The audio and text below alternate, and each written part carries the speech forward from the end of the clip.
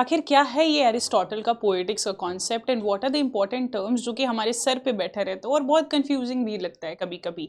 तो आज की क्लास में हम लोग क्या करने वाले हैं, हम लोग एरिस्टोटल के पोएटिक्स को अच्छे तरीके से समझेंगे, उनकी यूनिटीज़ जो भी ड्रामा में यूनिटीज़ हैं उन्हें समझेंगे, आखिर क्या डिफरेंस होती है ट्रेजेडी और कॉमेडीज़ में, ये सारी चीज़ों को भी देखेंगे with the 6 elements that he always talked about, right. So आज हम लोग देखने वाले हैं proper analysis of Aristotle's poetics. तो बिना कोई डिले के साथ शुरू करते हैं कि भाई क्या ही है ये पोएटिक्स और एरिस्टोटल क्या बताना चाहते हैं अपने पोएटिक्स के थ्रू। तो पोएटिक्स जो है वो one of the important work है, क्रिटिकल एनालिसिस आप मान सकते हो, क्रिटिसिज्म का बेस्ट वर्क आप इसे मान सकते हो। और पोएटिक्स इसलिए भी इंपॉर्टेंट हो जाता है क्योंकि इसमें हमारे एरिस्टोटल कुछ कुछ ऐसे वर्ड और ऐसे कॉन्सेप्ट का इस्तेमाल करते हैं जो आने वाले कई राइटर्स उसको फॉलो करते हैं और उनके कॉन्सेप्ट्स को लेकर डिबेट चलता है। और कोई और हो या ना हो, बट कि एरिस्टोटल ने खुद जो है वो कुछ डिबेटिंग टर्म्स दिया है अगेंस्ट प्लेटो, राइट। यानी प्लेटो के कुछ ऐसे कॉन्सेप्ट रहे हैं जिसको लेकर एरिस्टोटल सहमत नहीं थे, and will get to know that what are the things. इनका प्राइमरी फोकस जो है वो पोएटिक्स में ट्रेजेडी रहा है, कॉमेडी नहीं। हालांकि डिफाइन उन्होंने दोनों ही किया है कि ट्रेजेडी क्या होता है, कॉमेडी क्या होता है, लेकिन हमेशा प्रायोरिटीज उन्होंने क्या दिया है, उन्होंने ट्रेजेडी को ही प्रायोरिटी दिया है, क्योंकि उनके अकॉर्डिंग ट्रेजेडी होती क्या है, ट्रेजेडी जो है वो इमोशंस को ज्यादा प्रेफर करती है। ट्रेजेडी में आपके पिटी और फियर होती है। ट्रेजेडी क्या करता है, ट्रेजेडी जो है आपके कैरेक्टर्स को समझाता है, कैरेक्टर को एनालाइज करता है और भी बहुत सारी चीजें वो बताते हैं अपने ट्रेजेडी में। साथ ही साथ वो एपिक पोएट्री को भी इसमें डिफाइन करते हैं, क्योंकि एपिक पोएट्री क्या होता है, वो आपकी नैरेटिव टेक्निक यूज करता है, यानी आपका नैरेशन रहता है। और इसमें भी सेम वे आपको देखने को मिलेगा, थोड़ा पिटी एंड फियर का भी रियलाइजेशन हो जाता है। फिर उसके बाद क्या है, it is also related to the structure, purpose and impact on audience. कि ठीक है भाई, ट्रेजेडी और कॉमेडी का तो बात कर लेंगे, लेकिन जब वो ट्रेजेडी को ज्यादा प्रेफर करते हैं तो कहीं ना कहीं वो बात करते हैं कि ट्रेजेडी जो है उसकी इम्पैक्ट ज्यादा रहती है ऑडियंस पे एज कंपेयर टू कॉमेडी। और ऐसा क्यों होता है कि ट्रेजेडी की इम्पैक्ट जो है वो ऑडियंस पे ज्यादा रहती है? वो इसीलिए होता है कि ट्रेजेडी में क्या होता है, हमारे कैरेक्टर का फॉल होता है। यानी कैरेक्टर के साथ कुछ ऐसी चीजें, स्पेशली जो लीड कैरेक्टर होते हैं, हमारे प्रोटैगनिस्ट होते हैं, उसके साथ कुछ ऐसी चीजें हो जाती है जिसको लेकर ऑडियंस सेटिस्फाइड नहीं हो पाते हैं। ऑडियंस को क्या लगता है कि भाई ये कैरेक्टर सही तो था, लेकिन इसके साथ गलत हुआ है, जिसकी वजह से वो क्या करते हैं, उस कैरेक्टर को लेकर पिटी, साथ ही साथ वो फियर भी कहीं ना कहीं उनके अंदर अराइज हो जाता है। दैट्स द रीजन वाई एक इमोशन का परगेशन निकल कर आता है ऑडियंस को, and maybe that's the reason why, not maybe but actually that's the reason why he preferred tragedy. Coming to poetry and it's type, जो कि वो डिफाइन करते हैं, वो क्लासिफाई करते हैं पोएट्री को इन मेनी वेज, जिसमें से आपका क्या होता है, एक एपिक पोएट्री होता है। एपिक पोएट्री अगर आप जानते हो या नहीं जानते हो, ये क्या करता है, ये एक नैरेटिव टेक्निक का इस्तेमाल करता है, यानी ये कहानी को बताता है। ग्रैंड थीम होते हैं, ग्रैंड कैरेक्टर होते हैं। जैसे सिंपल वे में हम लोग रामायण एंड महाभारत को लेते हैं। रामायण में अगर आप देखोगे तो खुद गॉड के अवतार ही तो होते हैं, राम और साथ ही साथ सीता। तो ये सारे भगवान रहते हैं, भगवान के कैरेक्टर्स रहते हैं। अगर मान के चलो उन्हें भगवान नहीं भी, अगर अकॉर्डिंग टू द स्टोरी अगर आप कंसिडर करते हो, तो वो क्या होते हैं, उनके कैरेक्टर्स जो है वो किंग और प्रिंसेस के कैरेक्टर नहीं तो क्वीन के कैरेक्टर आपको देखने को मिलेंगे। डिवाइन इंटरवेंशन होता है, यानी गॉड जो है वो इंटरवीन करते हैं, बीच में आते हैं, किसी ना किसी वे में हेल्प करते हैं। जैसे कृष्ण किस तरीके से आते हैं और पांडव का हेल्प करते हैं इन दी एपिक कॉल्ड महाभारत, उसी तरीके से आपको देखने को मिलेगा। हीरोइक फिगर होते हैं, साथ ही साथ इन्वोकेशन टू द म्यूज रहेगा, यानी कुछ ना कुछ वर्शिपिंग आपको लेता है। म्यूज किसे होते हैं, जिससे आप इंस्पायर होते हैं, चाहे वो गॉड हो गए, चाहे कोई एक पर्टिकुलर पोएट हो गए, राइटर हो गए, या फिर कुछ भी आपके म्यूज हो सकते हैं जिससे आप इंस्पायर हो रहे हैं, यानी उसको वर्शिप करते हैं। इन्वोकेशन ऑफ म्यूज भी आपका इसमें देखने को मिलता है।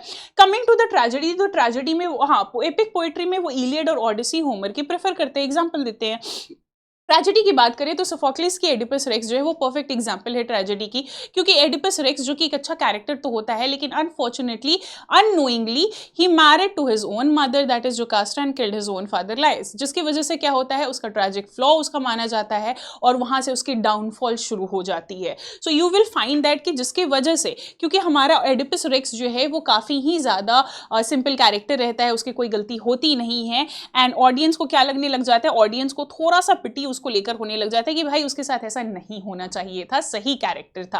या फिर एक सिंपल हम लोग कोई एक शेक्सपियरियन ट्रेजेडी भी लेते हैं, जैसे for example Othello.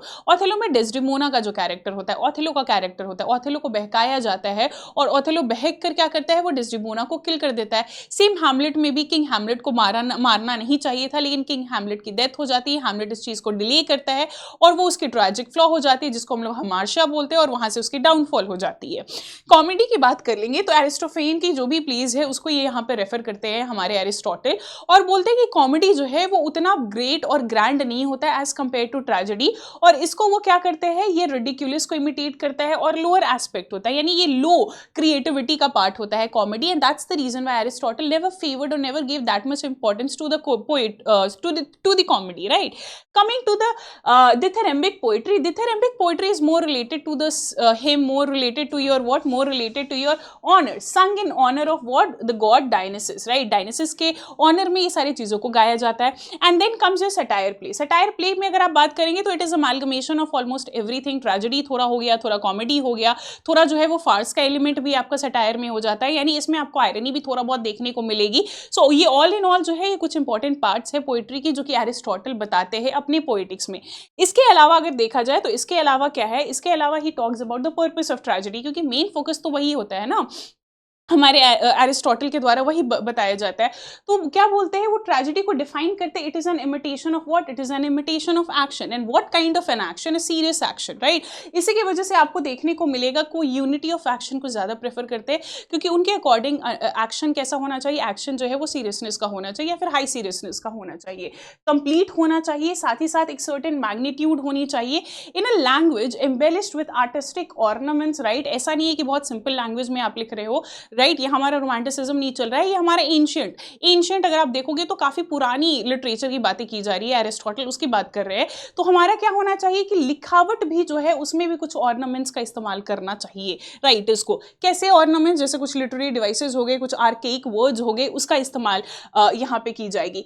Form of action होना चाहिए, नैरेटिव नहीं होना चाहिए ट्रेजेडी में, right. Tragedy is more related to the drama not to the narration, and इसमें पिटी एंड फियर का भी इफेक्ट होना चाहिए, यानी कथारसिस एक प्रॉपर वे में निकल के आनी चाहिए ऑडियंस से. Catharsis is what? It's a emotion, right. It's a volcanic eruption of your emotion, so that is what catharsis means.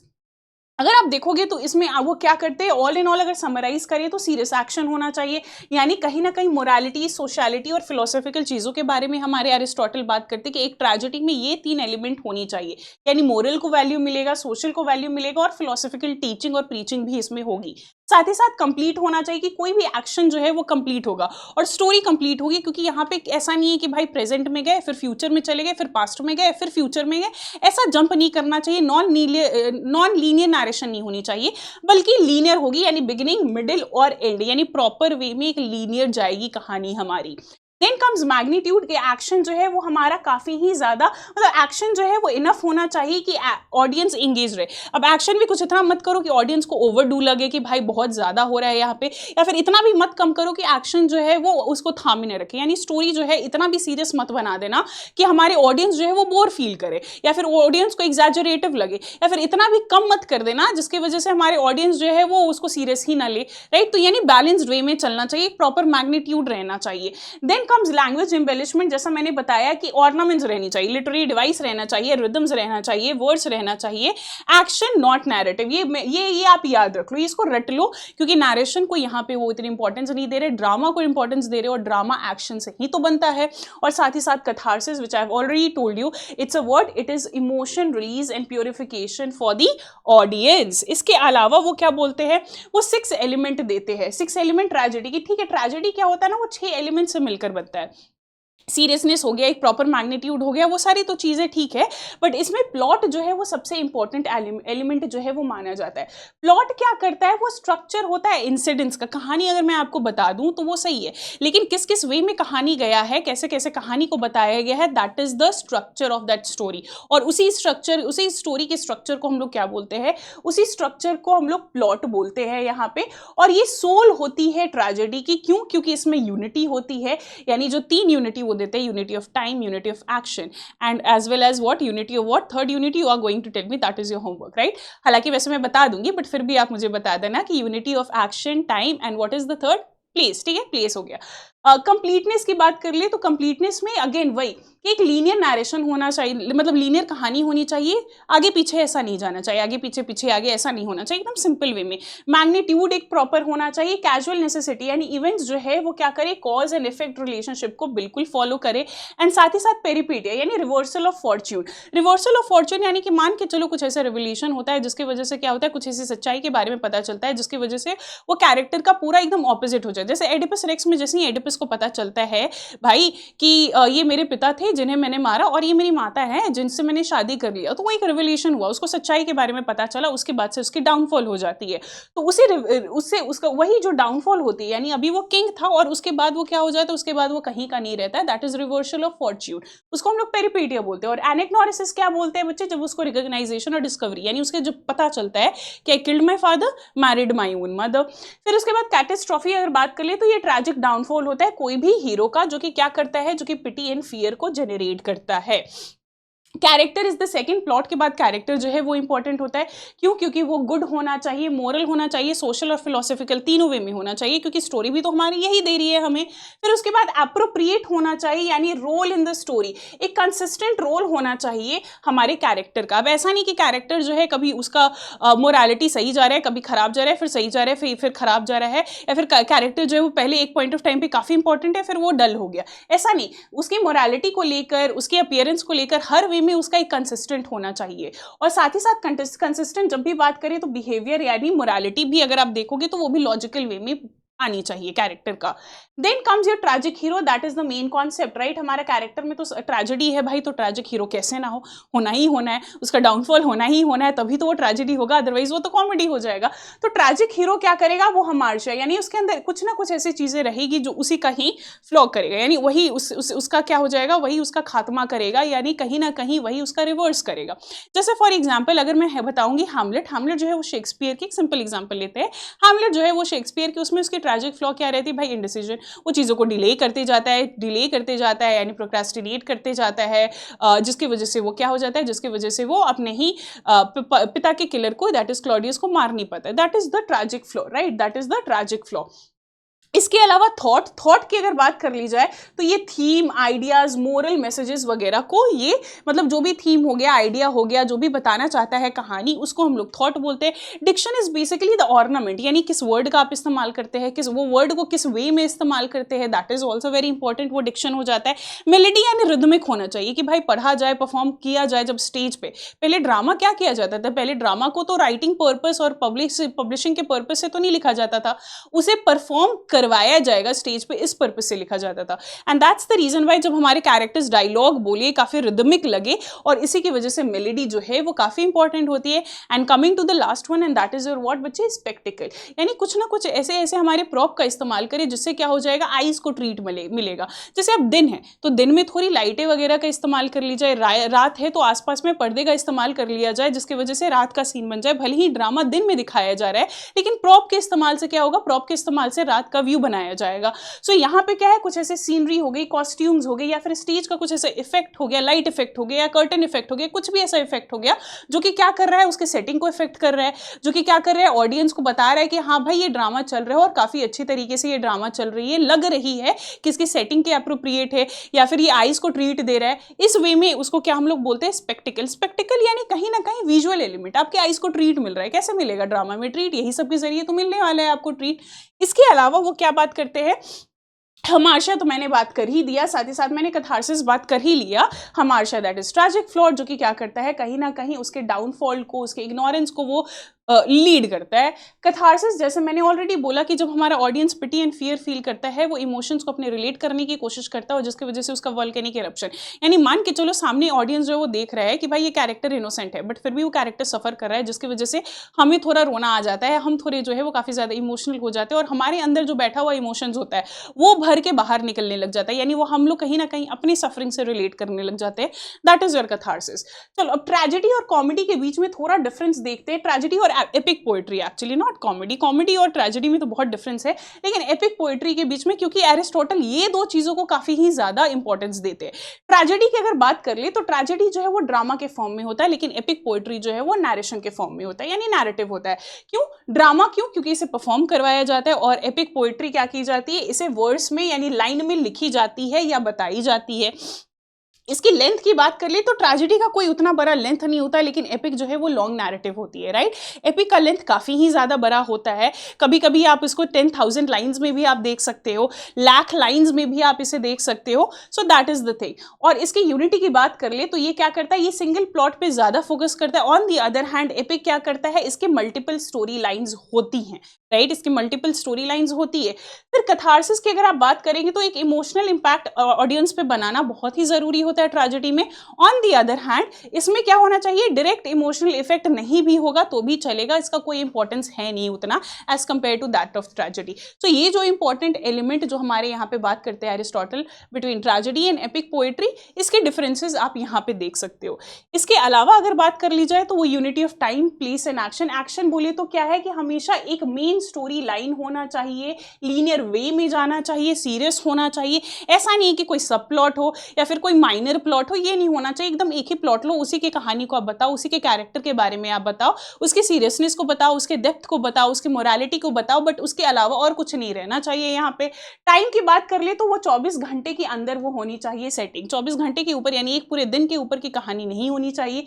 Unity of place की बात कर ले तो एक सिंगल लोकेशन यानी सेटिंग जो है वो कोई एक ही होना चाहिए, मल्टीपल सेटिंग बनाने की कोई जरूरत नहीं है, यहाँ पे उस स्टोरी को और कॉम्प्लिकेट करेगी। ट्रैजिक हीरो की अगर बात कर ली जाए तो ये हमें बिल्कुल जानना जरूरी कि हमारा हीरो तो है, लेकिन वो बताता है कहीं ना कहीं ह्यूमन फीचर्स को बताता है, यानी इंसान है तो उससे गलतियां होगी ही, और गलती होगी तो फिर उसे थोड़ा बहुत पनिशमेंट तो मिल ही जाएगा, right. So you will find that कि गुड तो है बट पूरा इंटायरली एविल नहीं है, राइट। वो परफेक्टली गुड है, लेकिन एविल भी थोड़ा बहुत आपको देखने को मिलेगा, but not too good not too evil, उसका बैलेंस देखने को मिलेगा, लेकिन कहीं ना कहीं उसकी गलतियों की वजह से क्या हो जाना है, उसका डाउनफॉल हो जाना है। Possess noble birth and high status, जो कि ट्रेजेडी में आपको देखने को मिलेगा, या तो किंग होगा, नहीं तो प्रिंस होगा, नहीं तो ड्यूक होगा, यही सारे कैरेक्टर्स आपको देखने को मिलेंगे। साथ ही साथ फेसेस डाउनफॉल ड्यू टू हमार्शा। हमार्शा बोले तो क्या, ट्रैजिक फ्लॉ, और उसकी डाउनफॉल होगी, क्यों, क्योंकि उसकी ही कुछ गलतियां हो जाएगी जिसकी वजह से उसकी डाउनफॉल होगी। और ये भी एक मोरल लेसन तो ही टीच करेगा कि भाई अगर आपसे कुछ गलतियां होगी तो एज अ पनिशमेंट आपको ही झेलना पड़ेगा, आपको ही करना पड़ेगा चीजें। अंडरगोज एनेग्नोरिसिस एंड पेरिपेटिया, यानी डिस्कवरी होगी और फिर रिवर्सल ऑफ फॉर्च्यून होगा। डिस्कवरी यानी एनेग्नोरिसिस, सच्चाई की डिस्कवरी आपको पता चलेगी, रियलाइजेशन होगा, और जिसकी वजह से आपका रिवर्स होगा, फॉर्च्यून आपका जो है वो उलट पलट हो जाएगा। फिर उसके बाद evokes pity and fear in audience, जो कि कैथारसिस होता है। एंड इसका परफेक्ट एग्जांपल मैंने ऑलरेडी बताया है, एडिपस रेक्स। एडिपस रेक्स के भरोसे पे अगर देखा जाए तो एडिपस हमारा इविल तो नहीं था, लेकिन उसमें कुछ कुछ ऐसे बातें थी, जैसे फॉर एग्जांपल बोलता है कि अच्छा जब मुझे पता चल जाएगा लाइस को किसने मारा है, मैं उसे ये करूंगा, वो करूंगा, ये होगा, वो होगा। और इनफैक्ट वो लाइस को मारने का भी क्या ही था, उसको पकड़ता, जेल में डालता, जेल में चलो नहीं डालता, मारता नहीं तो कहीं ना कहीं एक सबक सिखाता, कुछ तो होता। वहां पे उसे ये गलती हो जाती है, जिसकी वजह से ये क्या होता है, इसका डाउनफॉल वहीं से शुरू होने लग जाता है। फिर उसके बाद इसका नोबल बर्थ है, वो अगर देखा जाए लाइस और Jocasta they were also king and queen, उसका ही बेटा रहता है तो ये भी प्रिंस होता है, जो कि आगे जाके किंग बन जाता है। Then faces downfall and hamartia, of course उसकी भी ट्रैजिक फ्लॉ होती है और उसका क्या हो जाता है, डाउनफॉल हो जाता है। इसको क्या होता है, इसको डिस्कवरी होता है कि I married my own mother, killed my own father, जिसकी वजह से ये क्या हो जाता है, ये कहीं का नहीं रहता है, रिवर्सल ऑफ फॉर्च्यून हो जाती है। एंड पिटी एंड फियर, जब ऑडियंस देखता है कि भाई इतना अच्छा कैरेक्टर जो है वो सफर कर रहा है बिना कोई रीजन का, तो फिर पिटी एंड फियर तो इवोक हो ही जाती है, जिसको हम लोग कैथारसिस बोलते हैं। तो ये कुछ कुछ चीजें थी, ये कुछ कुछ बातें थी हमारे एरिस्टोटल के पोएटिक्स की। आप मुझे बताएंगे कि आपको क्या इसमें अच्छा लगा, क्या आप सहमत है कि ट्रेजेडी को ज़्यादा वैल्यू देनी चाहिए या फिर कॉमेडी को जो है वो कम वैल्यू देनी चाहिए? क्या आपको ये लगा कि एपिक पोएट्री जो है वो हाई सीरियसनेस का होता है या नहीं होता है? बिकॉज एपिक पोएट्री में भी अगर आप देखोगे तो उसमें भी हमारे कैरेक्टर्स जो है वो काफ़ी ज़्यादा बल्कि होते हैं और काफ़ी ज़्यादा डिवाइन कैरेक्टर्स होते हैं, उसमें भी हाई रैंक के कैरेक्टर्स होते हैं। So you will also tell me कि क्या ये ओपिनियन जो भी थी एरिस्टोटल की सही है कि नहीं सही है। And coming to the homework, तो आप होमवर्क में क्या करोगे, प्लेटो को पढ़ के आओगे और मुझे बताओगे कि प्लेटो वर्सेस एरिस्टोटल का क्या कॉन्सेप्ट रहा है, आखिर एरिस्टोटल को क्या चीजें थी जो कि प्लेटो की पसंद नहीं आई, और क्या कॉन्सेप्ट था प्लेटो की पोएट्री का और एरिस्टोटल की पोएट्री का। आई होप दैट कि ये वीडियो और ये सेशन आपके लिए इम्पैक्टफुल होगा, आपको समझ में आया होगा और पोएटिक्स की नॉलेज आपको मिल गई होगी ऑल इन जनरल। अगर मिल गई है then that is good. Thank you so much. I am Kumari Kriti Raj, your English literature mentor for your subject code LAQ P01. Have a great day, nice day, enjoy literature. Bye-bye.